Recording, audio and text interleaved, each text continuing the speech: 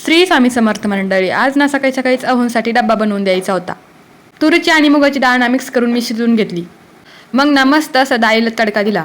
फोडणी दिल्यानंतर मी माझ्यासाठी सेपरेट डाळ काढून ठेवत असते, कारण मला ना ते जास्त पातळ आवडत नाही. आणि मग बाकीच्यांसाठी थोडंसं पाणी टाकून ना थोडीशी पातळ बनवली होती. आता 2-3 दिवसापासून चाललेली साफसफाई तुम्ही तर बघितलीच असेल. ते झालं, पण अजून बारीक सारीक कामे खूप पडलेली आहेत.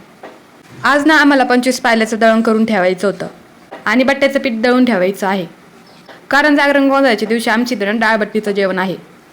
आता आम्ही तिघी सासूना हे करणार होतो. सुरुवातीला मी बाकीचे कामे आवरून लवकरच बसले होते आणि सासूबाईंना कृषीला झोपी लावत होत्या आणि आजीबाई शंभूला. कृषी जागी असल्यावर ना आम्हाला दळण करून देत नाही. ती झोपल्यानंतर मग आम्ही तिघींना दळण केलं. खूप ऊन पडलेलं होतं. मग तेवढ्यात ना गारीगारवाले मामा आले. मग काय, आम्ही त्यांना बोलवलं आणि मस्त असं त्यांच्याकडून मावा कुल्फी घेतल्या. मग सगळ्यांनीच उन्हाळ्याच्या तडाख्यामध्ये ना कुल्फीवरती ताव मारला. टेस्टला काय एवढी खास नव्हती, पण बरी होती.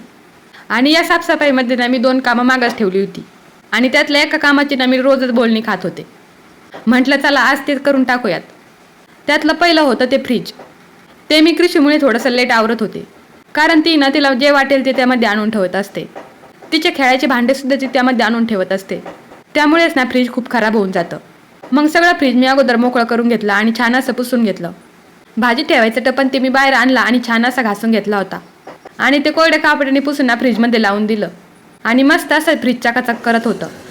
आणि सगळ्यात महत्त्वाचं काम राहिलं होतं ते म्हणजे अहोंच्या कपड्याची इस्त्री, आणि त्याच्यात रोज बोलणे खात होते मी. मग ते करून घेतलं. चला मग भेटूयात पुढच्या व्हिडिओत.